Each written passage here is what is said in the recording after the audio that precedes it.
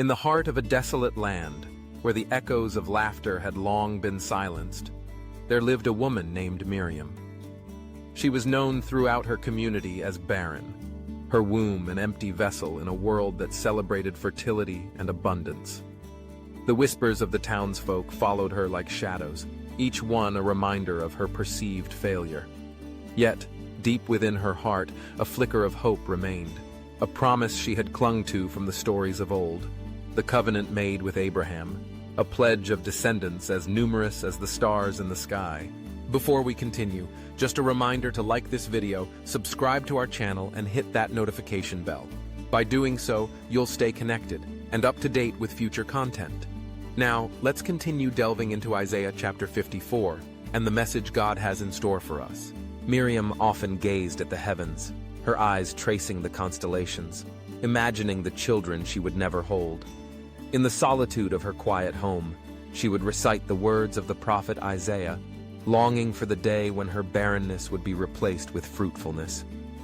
The words of Isaiah chapter 54 resonated in her soul, igniting a longing for the renewal that seemed just beyond her reach.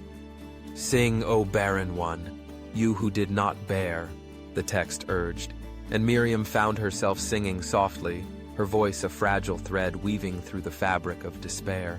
As she sang, the imagery of a shamed wife began to take shape in her mind, a reflection of her own heart. She envisioned Israel, the beloved of God, feeling abandoned and forsaken, much like she felt in her own life.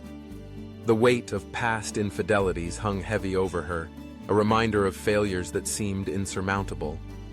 Yet, as she continued to read, she discovered a promise woven into the narrative, a promise of redemption through the servant. It was a revelation that pierced her heart. God was not done with her. He would take her shame and transform it into a story of everlasting kindness. Miriam felt a surge of warmth spread through her as she envisioned this divine embrace. She was not alone. The God of the universe saw her, knew her struggles, and longed to bring her into a place of belonging. This realization sparked a fire within her, urging her to step beyond her isolation. She understood that the invitation extended to her was not merely for herself, but for all who felt marginalized and alone. The promise of belonging resonated deeply, igniting a desire to create a community where others could find solace. With newfound determination, Miriam ventured into the town, her head held high. She sought out those who, like her, had known the sting of loneliness. She found the widow who sat alone at the market, the young man who had lost his way, and the elderly woman whose stories had faded into silence. Each encounter was a reminder of the afflicted city, a representation of God's people, both in history and in the present. Together, they formed a tapestry of lives intertwined by shared struggles and the hope of renewal. As they gathered, Miriam recalled the promise of beauty, peace, and security that God had spoken over his people. She shared the words of Isaiah, echoing the covenant made with Noah, a new covenant of peace established through Jesus Christ. "You are not alone," she declared to them, her voice steady and strong. "We are a family, bound together by the love of the one who redeems." In the weeks that followed, the small group grew, each new face adding to the vibrant mosaic of their community. They shared meals, laughter, and stories of their struggles and triumphs. Miriam found herself surrounded by a chorus of voices, each one carrying the weight of their own journey, yet united in a shared purpose: to embody the love and care that had been extended to them by the servant.